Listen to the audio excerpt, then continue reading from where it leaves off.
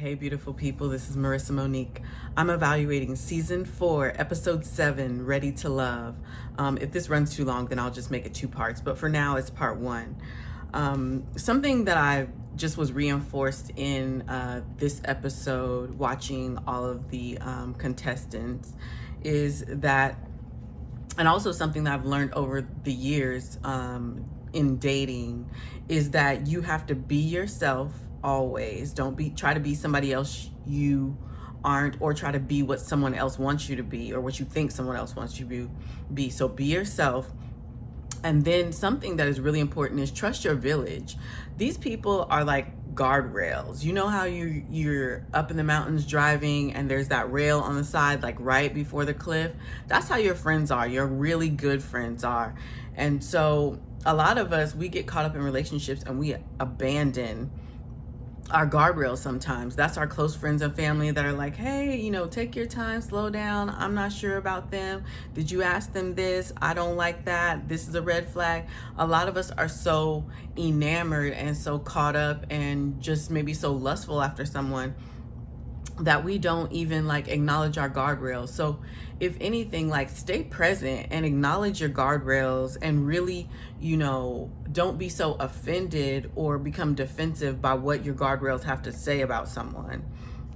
So yes, and sometimes what I liked about this episode is that they had friends involved, and some of those friends asked hard questions, and acknowledge unsaid things, because they're trying to help you figure out if a person fits. Now, some of these people on the show, I'm not really sure these are the best friends. I questioned how David's friends were, or even a little bit how Joel's friends were. I was like, are these, truly genuine people that are in his corner? I just wasn't quite sure. But anyway, I feel like for myself in the past, if my family has been leery of someone, like a man, then I say, hey, you can go. See you later.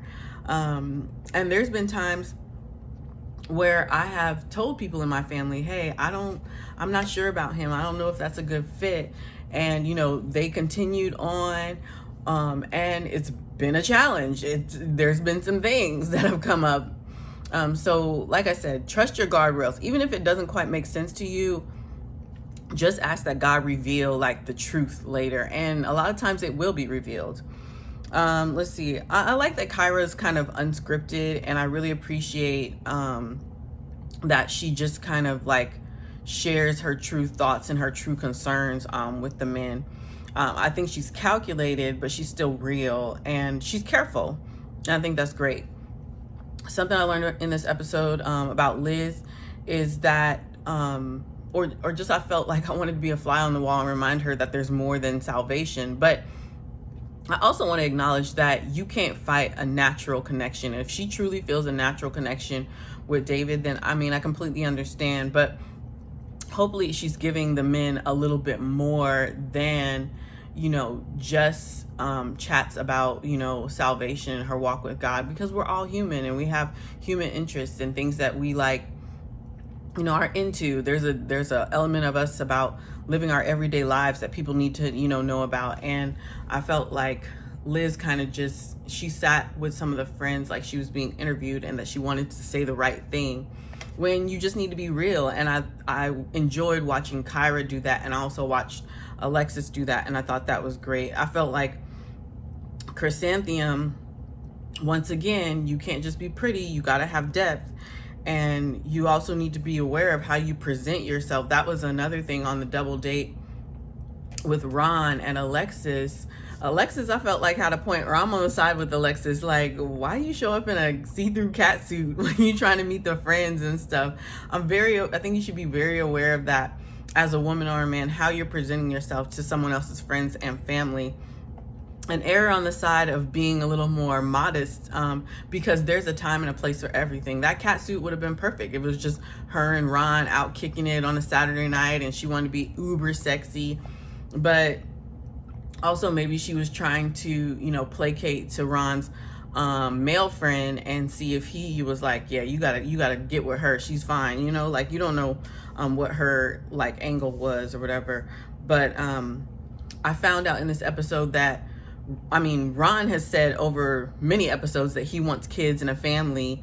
So we find out Chrysanthemum doesn't, like she's not into that. Wow. So they don't really have anything to connect or a reason to connect for. And also I can tell that Ron likes a more traditional woman. She doesn't necessarily have to work, or she can work from home. And we find out that Chrysanthemum doesn't cook. That is definitely a modern woman's thing. And I think it's important that the modern woman kind of develop, you know, the balance of those like domestic skills and just also bring to the table like all of your, you know, awesome girl boss skills too. There, you can have a balance, and you don't have to feel like bad about having all those skills or feeling like you need to wear all those hats all the time. But it's nice to have, like men are very traditional and kind of old fashioned at the core. A lot of them are. And so they do appreciate a woman who cooks, but then they also understand like if, you know, you and him or you and the family that you've made are very busy, then they're like, hey, I understand, like we got things to do, and sometimes takeout is where it's at.